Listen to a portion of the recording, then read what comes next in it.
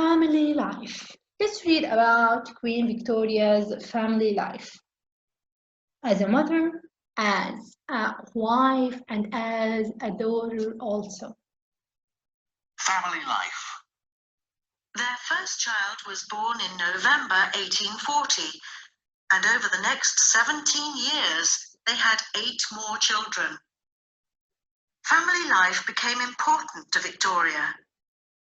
With Prince Albert's guidance, she became a better daughter to her mother.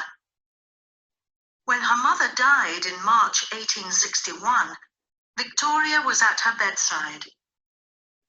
In December of the same year, Prince Albert died after a short illness, and Victoria was devastated.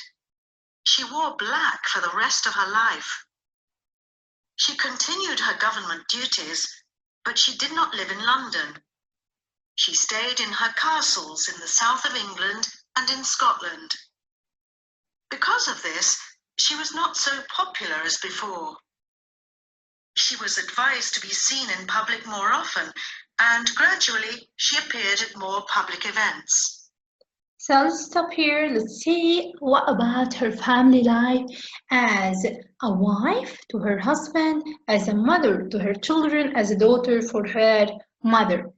So their first child was born in November 1840. So Queen Victoria and Prince Albert, they had their first child in November from the year 1840, from the same year. And over the next 17 years, they had 8 more children. So, if I ask you, how many children did they have? How many children? Do you think there are 8? Of course not.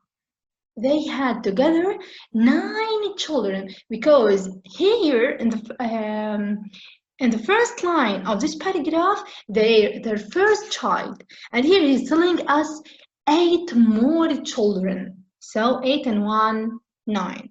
Family life became important to Victoria, so she cared too much about her family.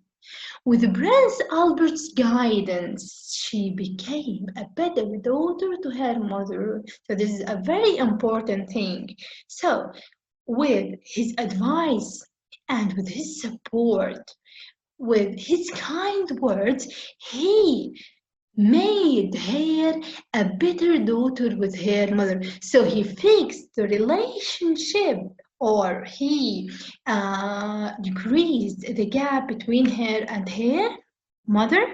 And when her mother died in March 1861, so Queen Victoria's mom died in the year 1861 in March. She was at her bedside. She was sitting next to her. In December of the same year, Prince Albert died. And in December of the year 1861, Prince Albert died after a short illness. He was ill, then he died. And at this time, Queen Victoria was devastated. She was broken. She was emotionally shattered.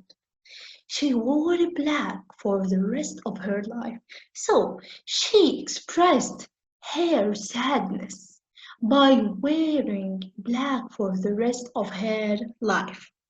She continued her government duties, and she continued ruling the country, but she did not live in Buckingham Palace anymore.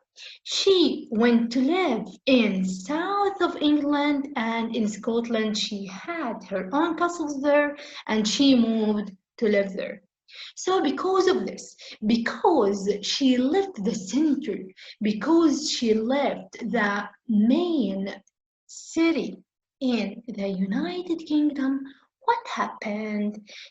She was not so popular as before, so her popularity decreased in the Britain street, or in the British street. She was advised to be seen in public more often. So, in order to get back her popularity, her love, They advised her. She was advised. So here he did not mention who advised her, okay? She was advised by someone to be seen more in public, to be seen more in public events, and to appear more to people.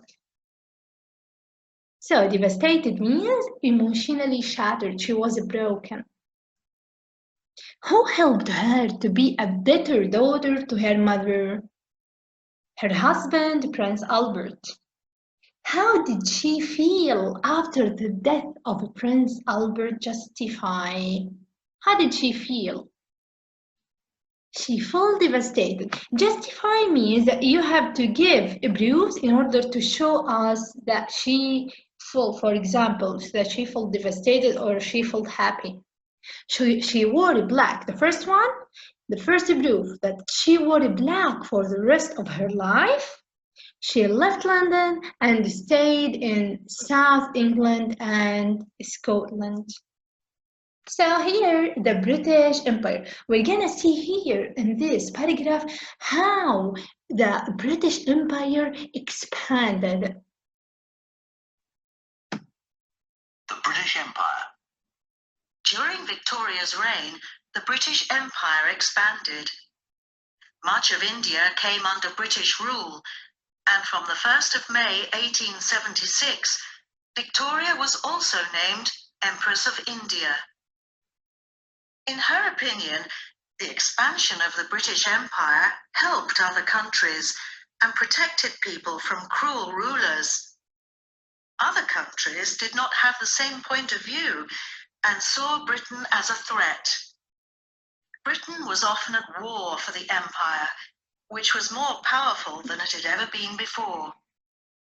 Okay, so during Victoria's reign, the British Empire expanded. It became bigger and it included more countries under their rule. Much of India and from these countries which were under the British rule was India. Much of India, so many parts of India, they became under the British rule.